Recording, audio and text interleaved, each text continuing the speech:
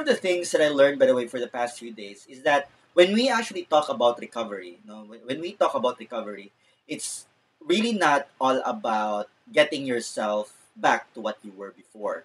Being able to stand on your feet like what you were before. No, it's really not about that when we talk about recovery. But when we say recovery, recovery is being able to stand up again, being better compared to before.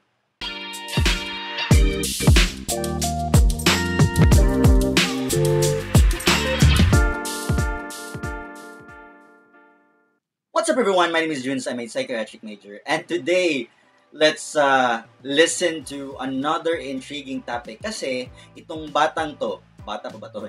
This one is already an adult.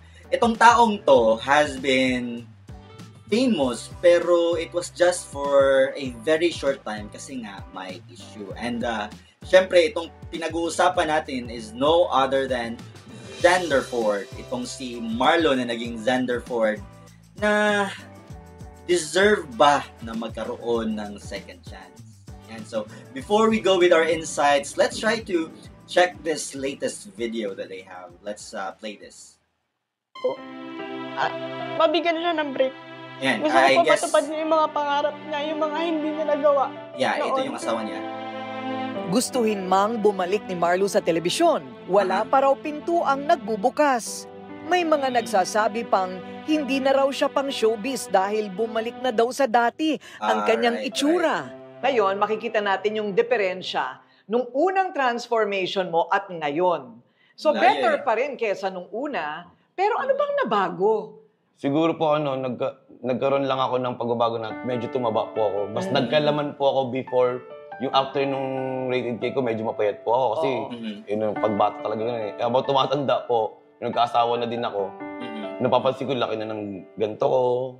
Tapos medyo nagkakaroon ako ng parang mga wrinkles po ba tawag doon. At saka pimples. Yes po. O bumalik yung pimples mo, di ba? Oo. Yun Tapos po. yung sa ilong mo, ang pinag-uusapan Tapos, noon eh. Nanatili ba siya? Actually, matangos pa naman po siya. Pero hindi lang siya totally katulad nung before. Sobrang heal na po kasi niya. Kasi 8 years ago na po eh. Oo. So, ayun po yung nangyayari. Tapos nakikita po nila yung parang mga mark sa ano po. Ayun, oo. Minsan, ang kailangan lang sa muling pagbangon ay panalangin at pagpapakumbaba dahil angels are real. Sa pangalawang pagkakataon, ang Rated Corina at ang klinika ni Doc Yapi magsasanib puwersa ulit para bigyan ng pangalawang pag-asa na ayusin muli ang muka ni Marlo. So ngayon, hindi ko alam kung anong plano mo sa buhay, no? Pero ang gagawin ng Rated Corina para sa'yo ulit, Marlo, ay paayos natin ulit yan. Thank you. Di ba? Thank you po. Pero kailangan may kooperasyon mo, magpapapayat ka ulit. Ma'am, kakayanin ko. Kakayanin mo talaga, Opo. ha? Kasi po, may pamilya na po ako na totoong umaasa sa akin. At sabi ko nga po, baka ito na yung hiniling ko kay Lord na pangalawang pagkakataon. Side note, even the scars here, kailangan natin siyang i-handle. Which, ang good side naman dito, wala kang acne, wala kang going acne. Importante, dapat medyo kalapin papayatin siya. Tapos syempre, papakinisin natin ulit yung scars niya. Kasi syempre, hindi natapos yung trabaho dun eh. Dahil medyo nawala siya eh. So yun, syempre, papaputiin din natin. And then, the whole package. Yung ngipin, pati yung buhok, aayusin natin. Tignan natin kung anong mangyayari sa Transformation 2.0 nitong si dating Xander Ford na ngayon pinaninindigan mo na si Marlo. Okay. Everybody deserves a second chance, hindi po ba? Lalo't nagsisisi. Pero take note, hindi ito unli ha. Huwag naman sana itong abusuhin dahil hindi habang panahon, may mga taong patuloy na uunawa at tutulong. Kaya habang may magandang pagkakataon pa, pagyamanin at huwag sayangin. Ang bagong Marlo 2.0, abangan sa susunod na kabanata. Okay. Alright, so, ayun. Confirm na talaga na si Marlo ay bibigyan ng second chance of hindi lang para i-prove na hindi siya yung mayabang, hindi siya yung nagki-claim na gumagawa ng kahit anong istorya, but basically to prove na yung Marlo is mabuting tao talaga, no? And apart from that, they are, or the Corina Sanchez na segment is giving Marlo again a second chance para maging yung dating makinis at artistahin na Marlo, no? Na hinhangaan dati. So, we're gonna try to think, are second chances really necessary for people? Kailangan ba ng mga tao ng second chances? Now, itong second chances is actually for everyone. No? Everybody deserves a second chance. Kahit anong mistake pa man yan, everybody deserves a second chance. Because this second chance is actually part of us, no, as human beings. This is part of being human. Because we've learned since elementary that no one is really perfect. Na lahat tayo is pwedeng magkaroon ng mga wrong choices, pwedeng magkaroon ng mga maling pagpili or maling mga desisyon sa buhay. Meron ding mga maling nasabi or yung tinatawag nating fall short out of expectations. Nangyayari yun. Now, if we give Marlo this second chance, or maybe in general, no, na pag nabibigyan ng second chances yung mga tao, number one is that this one provides an opportunity for the person to learn. Because, again, failure can be a powerful teacher. Pwede itong maging teacher natin sa ating mga ginagawa araw-araw na nakakatulong sa atin to understand what is going on and to make sure that you are not going to be making the same mistake twice. No? Because a second chance lets someone apply the lessons, no? Yung mga na-encounter niya or na-engage niya na mga mali. So in the case of Marlo, marami na siyang na-encounter, like yung mga desisyon niya sa buhay, hindi siya nagiging too selfish siya, na parang sarili lang niya yung iniisip niya. No, there were a lot of times wherein he got into a fight na parang I think nakulong yata siya, no? That's basically a mistake in life na pwede din naman niyang makorek, no? Especially now that he already has a family.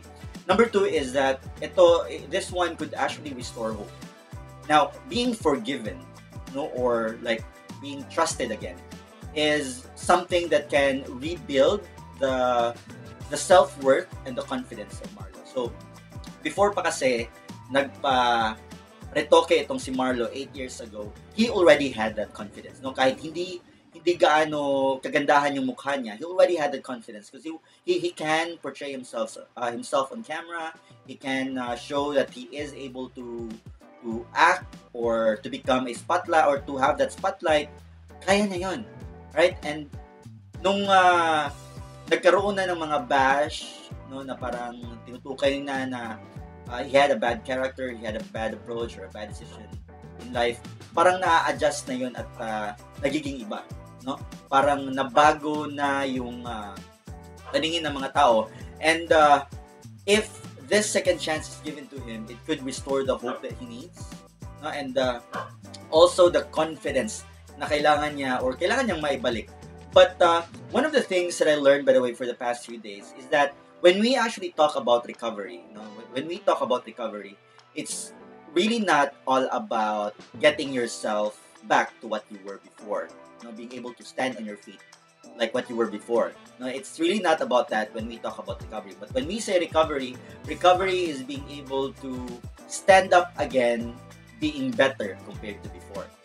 No, so hindi na yung dating Marlo ang hinahanap natin, but itong bagong Marlo na capable of standing up on his own and being able to show the person or the people who he really is. So number 3 is basically to show the true character. Because again, sometimes yung first attempt kasi, it will not reflect, no, hindi magre-reflect yung totoong sino si Marlo in this case. And a second chance will allow any person to prove their sincerity and of course their potential to really become better, no, para makita din naman yung tao yung natural na Marlo na hinahanap ng lahat. And of course it promotes compassion, wherein there is this what we call the offering, no, na mabigay yung chance na like ma-nurture yung empathy, yung pagiging kind ng isang tao. and of course the stronger human connections na by default or by nature meron naman talaga tayo. And lastly, this second chance na ibibigay kay Marlo will definitely break cycles. No? Without second chances, yung mga tao, like people, might remain stuck in guilt or meron pang stigma or may mga destructive patterns or yung hindi nakaka-move on sa feeling na masama yung tingin ng mga tao sa kanila, no? And with it, they can like move forward for the better and change and of course heal at the same time. So, in short, itong mga second chances na tinatawag natin will actually recognize the people that the first mistakes that were made, no, were not actually defined accordingly, no, but also this will tell that they have or they still have the ability like to rise, to change, and to do better. Alright? Marlo, if you are listening right now, this is your chance.